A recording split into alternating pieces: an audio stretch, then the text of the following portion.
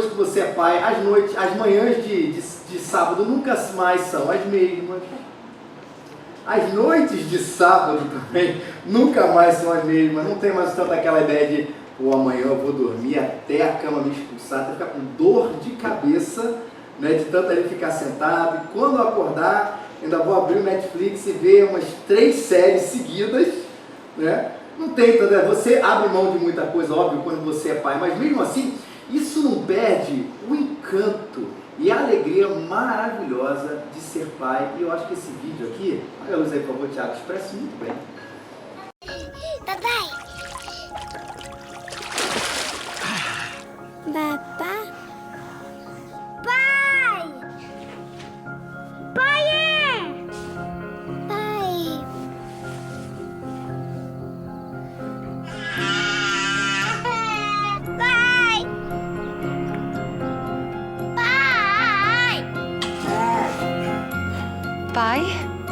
Papai. Papá. Pai. Pai. Pai. Pai. Pai. Pai? Pai? Papai. Pai. Pai.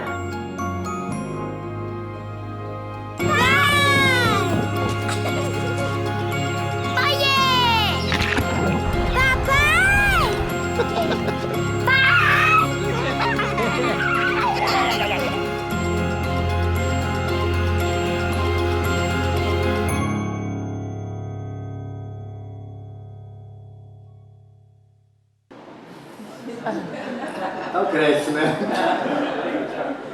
Eles fizeram. Eu acho esse vídeo tão bonito, eu assisti umas 3 vezes, derramei lágrimas, como muitos aqui, porque é bonito demais. E isso não tem preço. Isso não tem preço. Não tem manhã de sábado, noite de sábado, madrugada, ou seja, que seja capaz de estragar momentos como esse, que não só apenas quando as crianças são pequenas, mas eu acho que quando elas crescem, se desenvolvem, e a gente poder ouvir isso. E quando eu olhei para a palavra de Deus, eu falei assim, Deus ama ser pai também. A gente está em boa companhia, nós os pais homens. Nós estamos em companhia de um Deus que também ama ser pai. E que isso é tão claro na Bíblia. Tem um texto, Romanos 8, de 14 a 17, que eu vou explicar eles aqui para você. Ele diz, pois todos os que são guiados pelo Espírito de Deus são filhos de Deus. Porque não recebestes um espírito de escravidão para vos reconduzir ao temor, mas o espírito de adoção pelo qual clamamos, Abba, Pai. O próprio Filho dá testemunho ao nosso espírito de que somos filhos de Deus. Se somos filhos, também somos herdeiros, herdeiros de Deus e co-herdeiros de Cristo. Se é certo que sofremos com Ele, para que também com Ele sejamos glorificados. Vou ler de novo para vocês, Romanos 8, 14 a 17. Pois todos os que são guiados pelo Espírito de Deus são filhos de Deus. Porque não recebeste um espírito de escravidão para vos reconduzir ao temor, mas o espírito de adoção pela qual clamamos, Abba, Pai. E o próprio Espírito dá testemunho ao nosso espírito de que nós somos filhos de Deus. E se somos filhos, também somos herdeiros. Herdeiros de Deus, co-herdeiros de Cristo. Se é certo que sofremos com Ele, para que também com Ele sejamos glorificados. Olha o que Lutero falou sobre esse texto. Marcelo, bota aí pra gente, por favor. Aí no PowerPoint do sermão.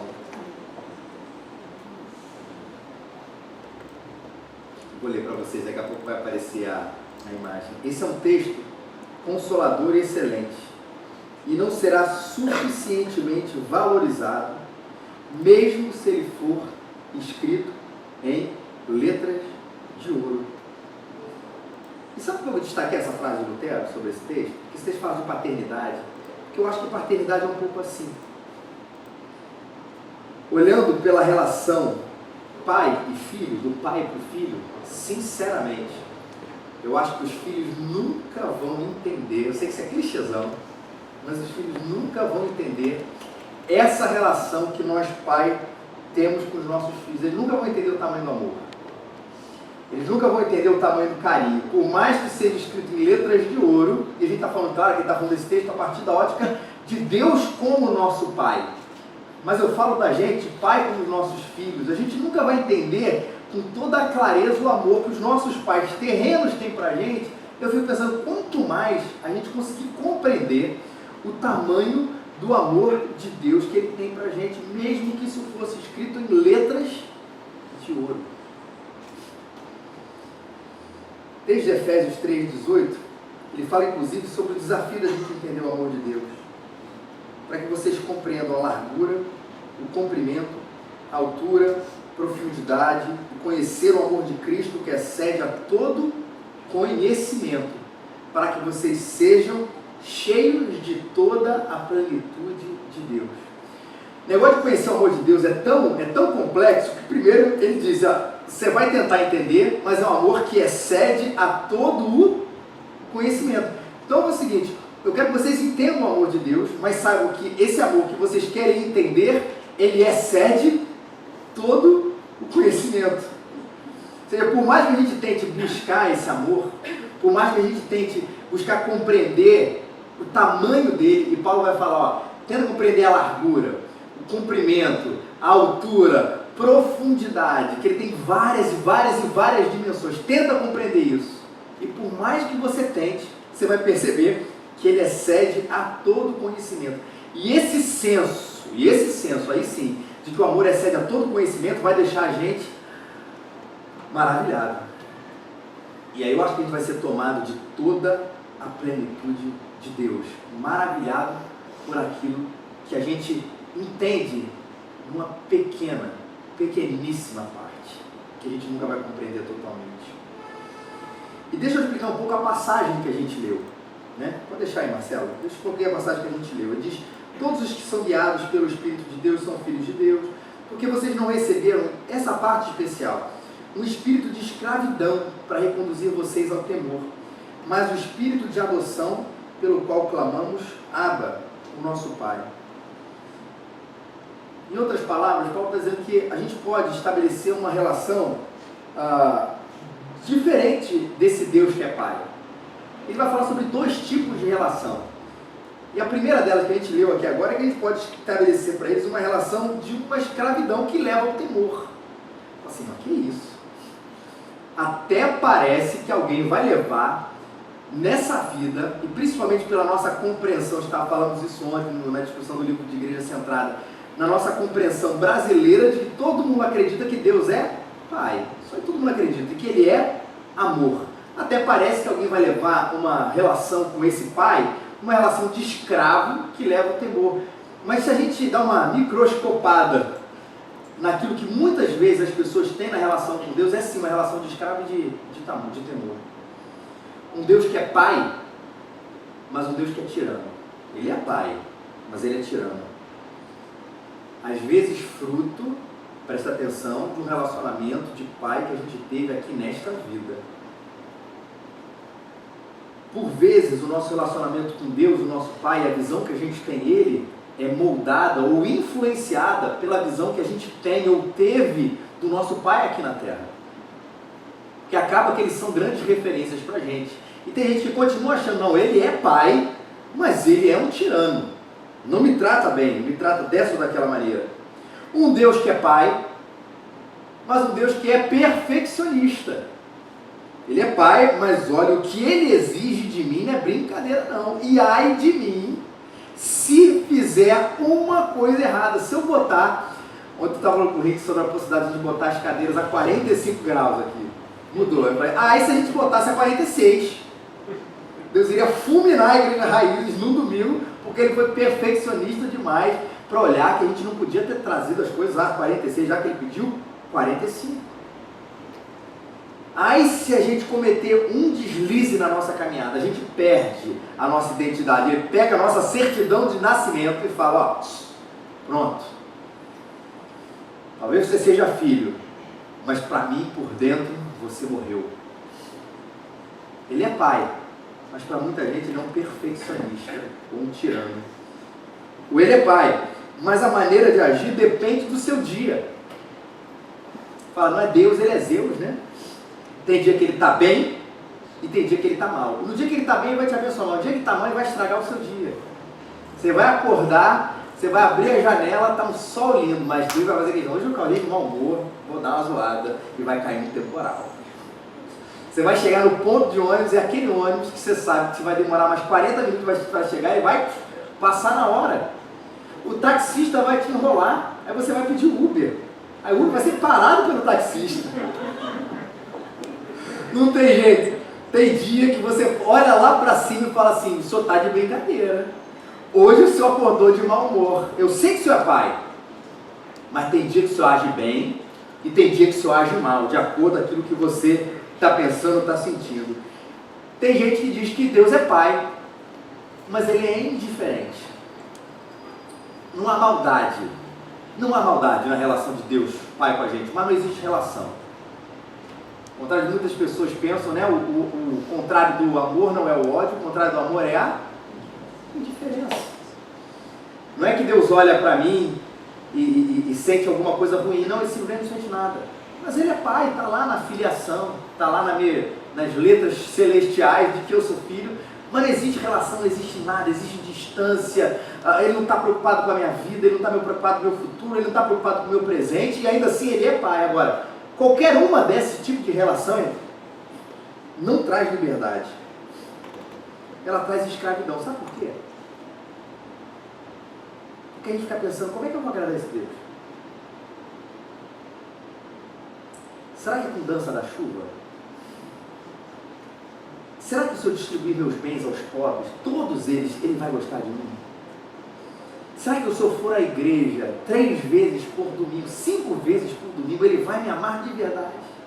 Se eu conseguir ler a Bíblia toda em 6 meses e não um ano, ele vai me amar? Se eu conseguir ler o livro do Tim Keller, a Igreja Centrada, ele vai gostar de mim? Será que se eu fizer todas essas coisas, ele vai me amar? E qual é a relação que a gente tem quando a gente não tem certeza do amor do outro? É uma relação de escravidão. Porque no fundo, o que vai guiar a gente não é o amor, é o medo. E depois de eu fizer tudo isso, imagine que eu distribua todos os meus bens aos pobres e ele comece a me amar. Depois de um ano, o que eu vou ter que fazer? Depois de 6 meses, o que eu vou ter que fazer? Se eu for à igreja 5 vezes e eu conseguir mostrar isso para ele, será que ele vai pedir para os 6? Será que eu fizer a dança da chuva, ele vai pedir para fazer a dança do sol? A dança da lua, a dança das estrelas? E você vive numa relação de escravo e de temor, nunca sabendo o que o outro lado sente ou pensa a respeito de você. E a palavra temor aqui nesse texto é fobia, é medo mesmo. Não, porque às vezes tem aquela ideia do temor com uma relação até positiva. Não, aqui a palavra é medo. O escravo tem medo, ele obedece. Pensa bem, ele obedece tudo que o seu servo, no caso aqui o pai, manda. Mas ele não faz por amor. Se ele mandar um chicote, se ele mandar fazer o trabalho todo de novo, eu tenho que dar o meu melhor para ele. Porque senão eu não sei o que eu vou receber. Seja no chicote, ou seja, eu não sei o que eu vou receber. Será que ele vai me amar de verdade? Tem gente que começa a estabelecer uma relação com Deus dessa maneira. Hoje, será que ele vai tirar meu emprego? Vai mandar uma maldição sobre a minha casa? Será que Deus vai destruir o meu sonho? Se eu não fizer isso? E amanhã? Eu vou conseguir chegar no céu? Quando eu chegar lá, será que eu vou morar com ele eternamente? Ou ele vai falar assim, poxa, mas faltou uma vírgula. Mores e requintes de crueldade dizer isso para mim. Não é essa relação que o apóstolo Paulo, que a Bíblia chama para a gente ter com Deus. Ele diz que ela existe. Talvez alguns de vocês aqui estabeleçam uma relação com Deus dessa maneira. Seja você tenha vindo por uma igreja evangélica pela primeira vez na vida, ou seja você alguém que já frequenta essa igreja evangélica há muitos anos. Ainda assim, podemos estar numa relação de escravo e de temor, e não a relação que Deus proporciona para a gente. Que é a relação de filhos, que nos leva para o que, gente? Para esse ambiente onde a gente está. Por isso que criamos tudo isso aqui. É a relação de filhos que gera a intimidade. Não é isso que o texto de Romanos diz para a gente? porque não recebeste esse espírito de escravidão para reconduzir vocês ao temor, mas o espírito de adoção ou de filiação, pelo qual clamamos, Abba, Pai, pelo qual chamamos o nosso Pai de um jeito, e diz lá os comentaristas, de um jeito que, na verdade, o judeu daquela época nem se dirigia a Deus dessa maneira. Ele não chamava Pai do correspondente, que o Abba em aramaico, né, do correspondência ao Pai. Ele chamava de outras coisas. Mas Paulo vai dizer assim, não, essa relação que a gente tem em casa, a relação boa que a gente tem em casa, essa relação de proximidade, essa relação de intimidade, essa relação de filho, a gente pode ter com esse Deus, que para muitos é distante, mas o Deus que é revelado em Jesus Cristo não é assim. Ele é perto de nós. E esse amor fez a gente filhos. Ele usa aqui a imagem da adoção. Nós não éramos filhos, mas agora somos. A história que a Bíblia conta, inclusive, é outra. É que a gente abriu mão dessa paternidade. Nós fomos criados por Deus, mas nós abrimos mão dessa paternidade. Como ser humano, os nossos primeiros pais disseram, a gente não quer nada com isso. Queremos não. A gente quer viver a nossa vida independente. Nós não precisamos do nosso pai. E essa rejeição que o ser humano escolheu lá no passado, os nossos primeiros pais, foi passando para todos nós. E por natureza, o que a Bíblia diz para a gente, apesar da gente às vezes acreditar na cabeça que Deus é nosso Pai, nós vivemos como Ele não fosse. E essa rejeição que o homem teve, que a Bíblia chama pecado, ela separou o homem de Deus. Ela quebrou esse relacionamento. Isso gerou consequências terríveis. Como eu disse, eu adoraria dizer aqui para vocês que todos nós somos filhos de Deus. Mas a Bíblia conta uma outra história. Nós não somos filhos de Deus, mas podemos ser filhos de Deus adotados no momento em que cremos no nosso irmão mais velho, Jesus Cristo. Já que a gente estava separado, e a gente rejeitou essa paternidade por natureza, Jesus Cristo veio, tirou aquilo que separava a gente de Deus e falou assim, entra na família da fé. Entra aqui, vem fazer parte dessa família, porque Deus me amou e quis ter esse relacionamento comigo restaurado. Ele quer ser meu Pai, que Ele mandou Jesus para restaurar tudo isso. Ele quis fazer a gente os nossos filhos.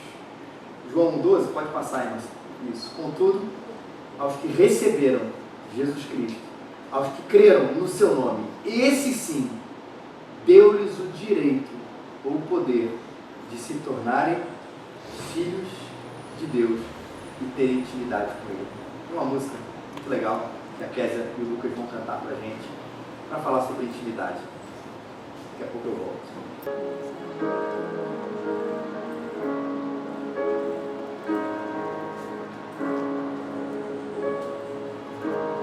Me conheces, sabes tudo que eu preciso, antes mesmo de falar.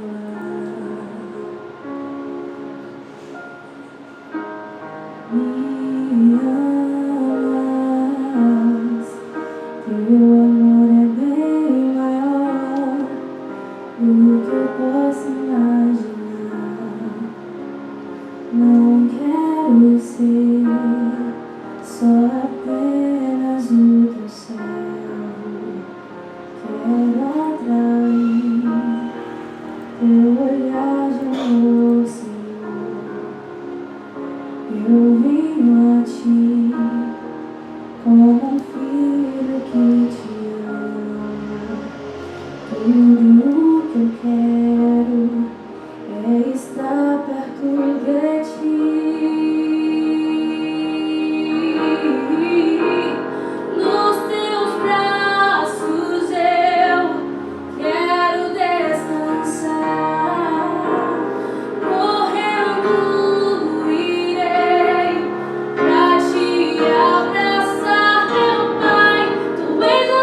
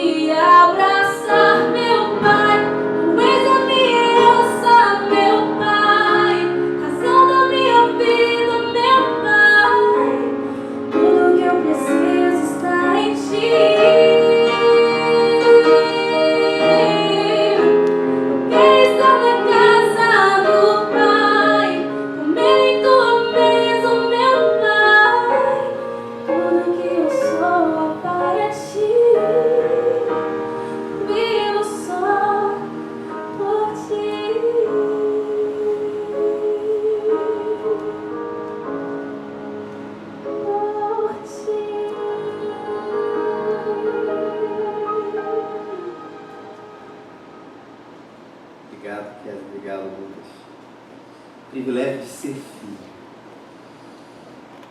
A Bíblia usa esse termo Abba, Pai. Eu vou falar mais uma vez de Lutero. Ele disse: essa é uma palavra tão pequenina e, no entanto, abrange tantas coisas. A boca não fala assim, mas o afeto do coração fala desse modo. Ainda que eu seja oprimido pela angústia e terror de todo lado, e pareça estar abandonado e ter sido totalmente expulso da tua presença, contudo sou teu filho, tu és meu Pai, por amor de Cristo. Sou amado por causa do amado, com letra maiúscula, por causa de Jesus. Olha que a expressão do Lutero está dizendo. Mais do que a gente ficar dissecando o que essa palavra ela tem para dizer para a nossa cabeça, Lutero está dizendo, a gente tem que falar e entender o que ela diz para o nosso coração. Que ainda que eu seja oprimido pela angústia, ainda que eu me sinta cercado pelas coisas mais difíceis, eu sinto que Deus não me ama mais, eu não posso ser dominado pelo espírito de escravidão. Eu tenho que ser dominado pela filiação e olhar para quem eu sou, para a identidade de que eu recebi, não por causa de mim, mas por causa de Cristo. O único jeito de ter Deus como Pai e dizer: o Senhor é o meu Pai. É o primeiro privilégio que a gente tem, é poder chamar de Deus assim, se relacionar com Ele dessa maneira. Segundo, uma convicção interna de que a gente é filho. Porque quando a gente vira filho, por causa de Jesus, não existe um testamento dourado que a gente recebe. O anjo não bate na nossa casa, no nosso quarto, e diz: olha, a partir de hoje, você é filho de Deus. Não desce nada do céu.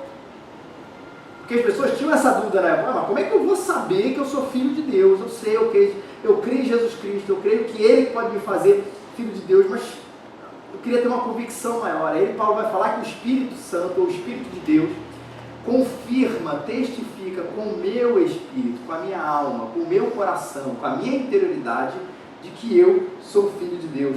Mais uma vez, dá para explicar isso? Seria mais fácil eu trazer um testamento dourado, a letra do anjo. Mas o que eu posso trazer para vocês, o que a Bíblia fala para a gente, o que a gente pode trazer aqui como igreja, é de que isso internamente é uma convicção. Eu tenho certeza. Eu sei que Ele é meu Pai. Eu sei que Ele me adotou. Eu sei que a escolha foi dele. E mais bonito, e não existe desadoção. Nada do que eu faça, por mais terrível que seja, pode me separar do amor de Deus.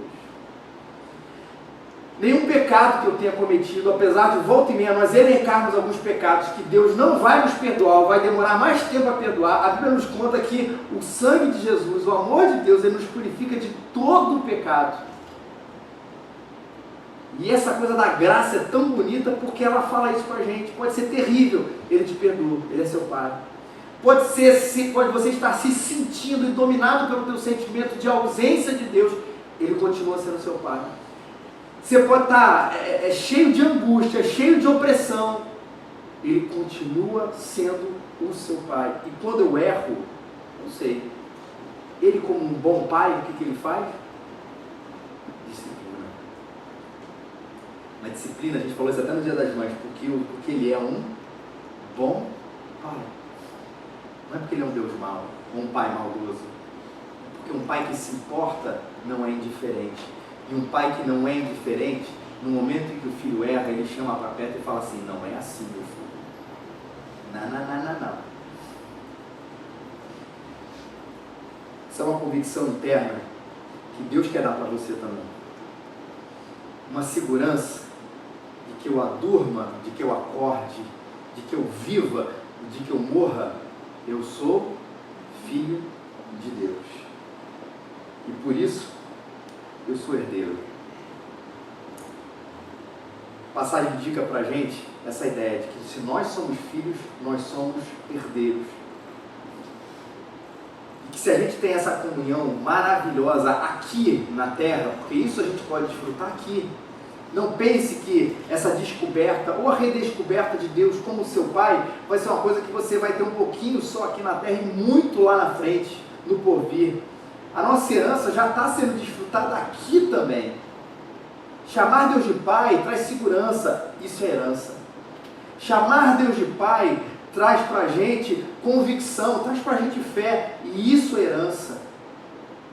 Traz pra gente um senso de que a gente é amado, mesmo quando ninguém nos ama, e isso é herança. Não é muitas vezes o que a gente vive procurando por aí? O nosso diploma, que às vezes a gente acha que tem a ver com a nossa intelectualidade, é quase que uma maneira de dizer assim, poxa, agora pode me amar, olha como eu sou bom, sociedade. A roupa que eu uso, os lugares em que eu viajo, o dinheiro que eu tenho, as coisas que eu faço, muitas vezes são um atestado para a sociedade para dizer assim, viu como eu sou uma pessoa amável? Viu como dá para me amar? Viu como eu mereço o seu abraço? A gente não faz muitas coisas pela gente, presta atenção, a gente faz pelos outros, no intuito de que a gente ganhe algum tipo de recompensa que faça a gente se sentir amado. Enquanto Deus quer dar pra gente, pra nossa alma, isso só realmente Ele dá uma herança em vida de que você é amado, ponto final. E isso precisa e deve e vai nos satisfazer. Agora, não se engane, na nova vida, ou no além, ou depois, quando a gente estiver com Cristo eternamente, a Bíblia nos fala que a gente também vai ter uma herança, é um novo corpo. A gente vai participar quando Jesus voltar de uma nova criação. E isso é uma herança que talvez a gente deixe um pouco de lado pelo nosso materialismo, pelo nosso imediatismo, porque a gente foca sempre nas coisas do aqui. Mas Deus está falando assim, ok, aqui você vai ter coisas maravilhosas, você vai poder chamar de pai, você vai ter segurança, você vai ter amor, você vai ter fé, mas sabe que nada se compara àquilo que eu tenho preparado para você, para todos os que são meu filho, quando todas essas coisas acabarem e Jesus refizer tudo. Ah, se a gente soubesse o tamanho da nossa herança. Você não viveria mais seguro se as coisas do filme acontecessem? O coisa do filme é o seguinte, tem uma tia avó sua que você nunca conheceu, não é isso? Que morreu lá em Liechtenstein, que ela era marquesa, dona, né, do negócio. Um dia um advogado bate na sua porta e fala, olha, procuramos pelo mundo inteiro, você é o único herdeiro, e a partir de hoje você tem 5 milhões de euros na sua conta, que afinal é na Europa. Você fala assim, agora eu posso sentar e descansar, porque eu vou poder aproveitar a vida e vou andar seguro. Mesmo que ele diga, olha, esse dinheiro vai estar daqui a 3 anos, daqui a 5 anos. Hoje em dia, minha vida eu vou dar de uma maneira bem diferente, não é verdade? Todo mundo aqui espera que isso um dia aconteça, né? Só no filme. A vida da gente muda de acordo com as heranças que a gente vai receber. A vida da gente precisa mudar de acordo com aquilo que está realmente preparado para aqueles que amam a Deus, hoje e no porvir. Porque Ele é meu Pai. E eu sou filho no sofrimento e sou filho na glória. O que o texto não diz, e não dá pra gente, essa convicção tão ruim que às vezes a gente vê por aí, né? De que eu tenho intimidade, de que se eu sou filho, de que se eu sou amado, nada de ruim vai acontecer com a gente. Olha, ele fala o seguinte, inclusive quando você estiver sofrendo, lembre de que Ele é seu Pai. E aí estabelece uma relação interessante, que se você sofreu por Cristo, por causa de Cristo em vida, da mesma maneira que Cristo sofreu por causa do Evangelho em vida, você também será como Cristo glorificado na morte. Sofreu como Cristo glorificado na morte. É isso que Paulo está dizendo. Quando a gente estiver sofrendo, olhe para a sua pátria, para o seu lugar final. Se eu passei o que ele passou aqui, eu também vou ter o que ele tem lá. Se as coisas acontecem como aconteceram com ele aqui, acontecerão comigo o que aconteceu com ele lá. E se a gente pudesse entrevistar Jesus agora e falar assim, ó, só uma perguntinha, é muito melhor aí ou aqui era bom demais? O que Jesus diria pra gente? Ah, não existe comparação.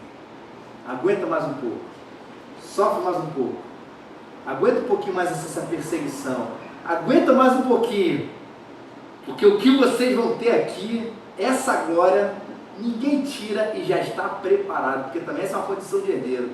O herdeiro não trabalhou. Alguém trabalhou para que ele tenha o que ele tem.